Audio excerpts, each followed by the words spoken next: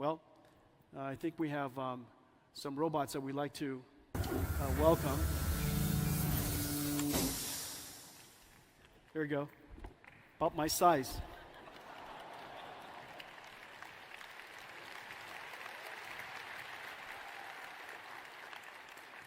And we have some friends to join us. So the future of robotics is here. The next wave of AI, and of course, you know, Taiwan builds computers with keyboards. You build computers for your pocket. You build computers for data centers in the cloud. In the future, you're going to build computers that walk and computers that roll, you know, around. And so these are all just computers. And as it turns out, the technology is very similar to the technology of building all of the other computers that you already built today. So this is going to be a really extraordinary journey for us. Just last week, Google announced that they've put cuDF in the cloud and accelerate Pandas. Pandas is the most popular data science library in the world. Many of you in here probably already use Pandas. It's used by 10 million data scientists in the world. Downloaded 170 million times each month. It is the Excel, it is the spreadsheet of data scientists. Well, with just one click, you can now use Pandas in Colab, which is Google's cloud data centers platform, accelerated by cuDF. The speed up is really incredible. Let's take a look.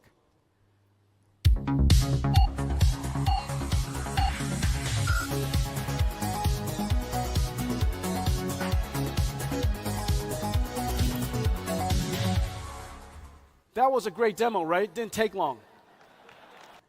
This is Earth 2. The idea that we would create a digital twin of the Earth, that we would go and simulate the Earth so that we could predict the future of our planet to better avert disasters or better understand the impact of climate change so that we can adapt better, so that we could change our habits now. This digital twin of Earth is probably one of the most ambitious projects that the world's ever undertaken, and we're taking large steps every single year, and I'll show you results every single year, but this year we made some great breakthroughs. Let's take a look.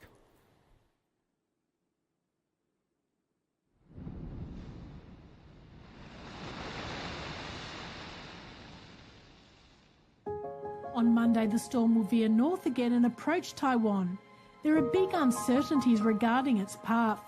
Different paths will have different levels of impact on Taiwan. Someday, in the near future, we will have continuous weather prediction at every square kilometer on the planet.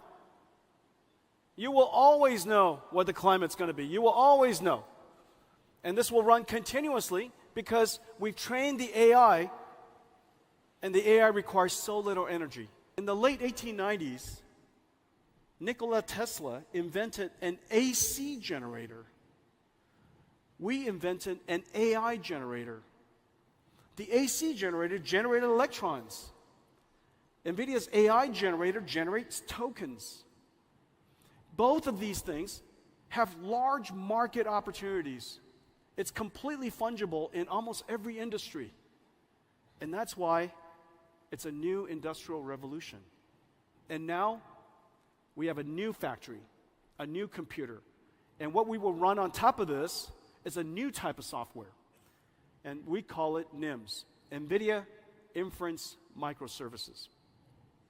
Now what happens is the NIM runs inside this factory. And this NIM is a pre-trained model. It's an AI.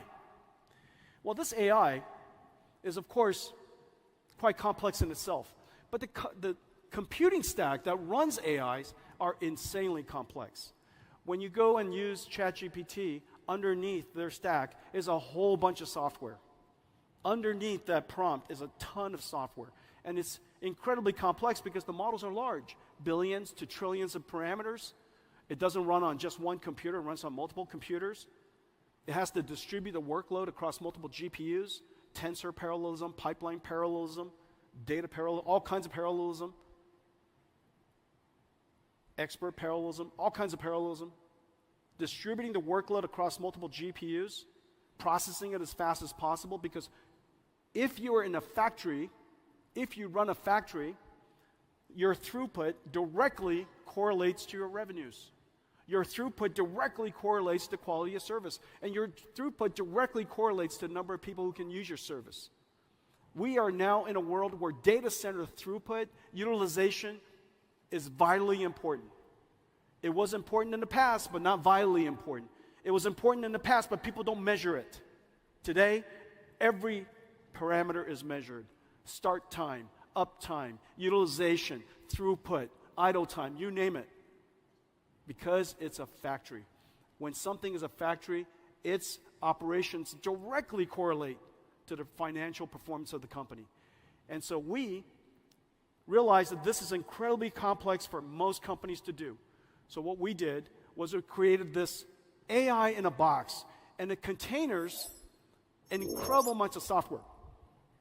Inside this container is CUDA, cuDNN, TensorRT, Triton for inference services. It is cloud native so that you could auto scale in a Kubernetes environment. It has management services and hooks so that you can monitor your AIs.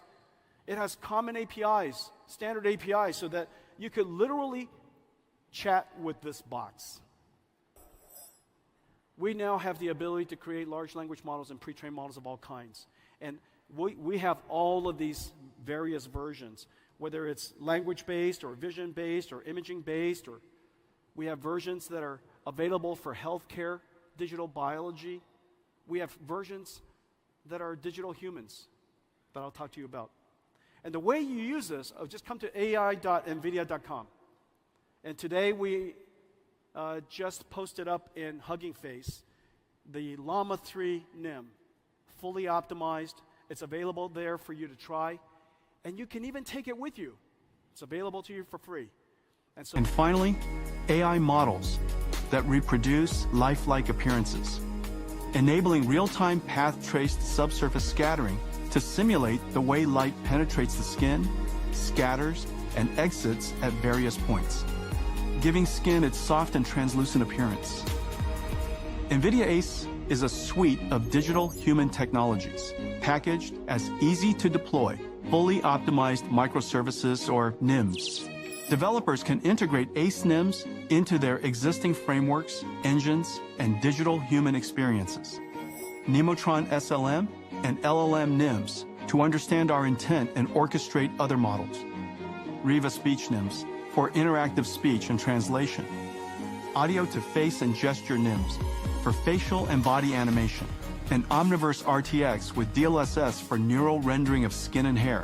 And so we installed every single RTX GPU with Tensor Core processing, and now we have 100 million GeForce RTX AI PCs in the world, and we're shipping 200, and this Computex, we're featuring 4 new amazing laptops.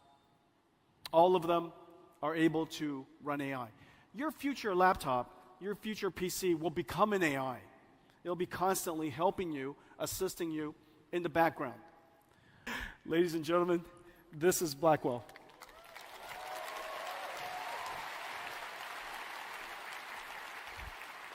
Blackwell is in production. Incredible amounts of technology. This is our production board. This is the most complex, highest performance computer the world's ever made. This is the gray CPU. And these are, you could see each one of these Blackwell dies, 2 of them connected together. You see that? It is the largest die, the largest chip the world makes. And then we connect 2 of them together with a 10 terabyte per second link. So this is a DGX Blackwell. This is air-cooled, has 8 of these GPUs inside. Look at the size of the heat sinks on these GPUs. About 15 kilowatts, 15,000 watts, and completely air-cooled. This version supports x86, and it goes into the infrastructure that we've been shipping Hoppers into. However, if you would like to have liquid cooling, we have a new system, and this new system is based on this board, and we call it MGX for modular. And this modular system, you won't be able to see this. Can they see this? Can you see this? You can? Are you? Okay. And so this is the MGX system, and here's the two Blackwell boards. So this one node has 4 Blackwell chips. These 4 Blackwell chips, this is liquid cooled. 9 of them, 72 of these GPUs are then connected together with a new NVLink. This is NVLink switch 5th generation. And the NVLink switch is a technology miracle. This is the most advanced switch the world's ever made. The data rate is insane. And these switches connect every single one of these Blackwells to each other, so that we have one giant 72 GPU Blackwell. Well, the benefit of this is that in one domain, one GPU domain, this now looks like one GPU. This one GPU has 72 versus the last generation of 8, so we increased it by 9 times. The amount of bandwidth we've increased by 18 times. The AI flops we've increased by 45 times, and yet the amount of power is only 10 times. This is 100 kilowatts, and that is 10 kilowatts. This is one GPU. Ladies and gentlemen, DGX GPU. You know?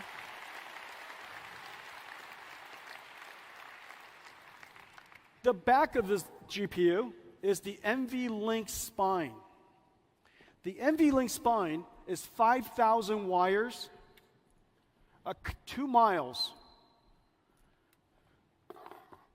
And it's right here. This is an NVLink spine.